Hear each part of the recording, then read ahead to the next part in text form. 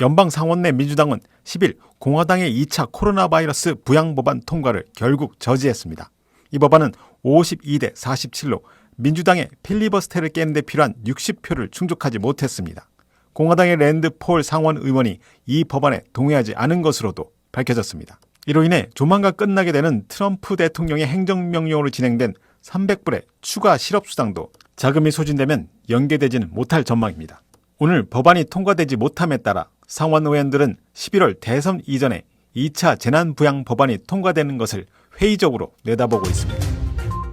질병통제예방센터 CDC의 10일 발표 보고서에 따르면 외식은 쇼핑이나 미용실에 가는 것과 같은 활동보다 코로나19에 걸릴 확률이 더 높은 것으로 분석됐습니다. CDC 보고서는 코로나19 증상이 있는 314명을 테스트했고 이 중 절반 정도의 양성 반응을 확인한 뒤 양성 반응자와 비양성 반응자 모두에게 지난 2주 동안의 활동을 모두 알리도록 했습니다.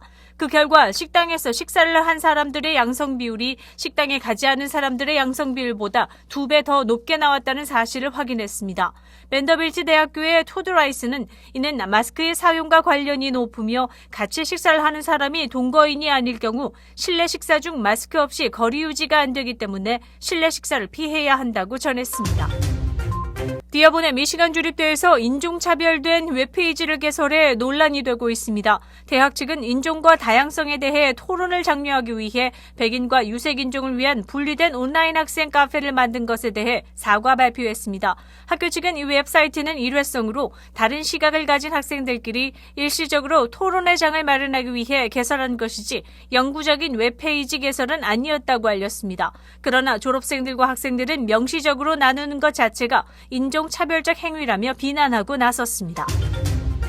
테네시 낙스빌의 한 공원에서 호랑이가 발견돼 관계 당국이 비상이 걸렸습니다. 보안 관계자는 시내 공원에서 발견된 호랑이 수색에 전력을 기울일 것이라고 밝혔습니다.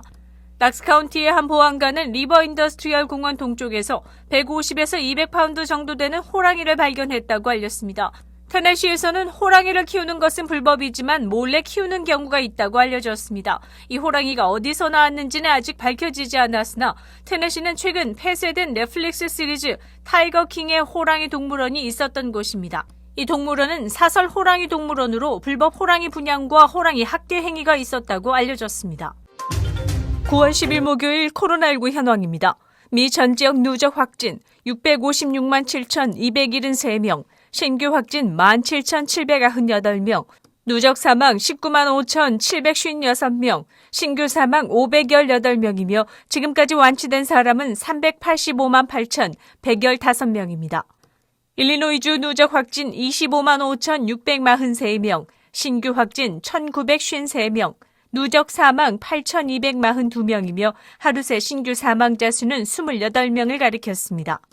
하루 전날인 9월 9일 수요일 기준 미 전 지역 신규 확진자 수는 총 3만 5,244명, 신규 사망자 수는 1,209명을 가리켰습니다. 주별 신규 확진과 신규 사망입니다. 텍사스 신규 확진 5,271명, 신규 사망 126명. 캘리포니아 신규 확진 3,096명, 신규 사망 155명. 플로리다 신규 확진 2,056명, 신규 사망 202명.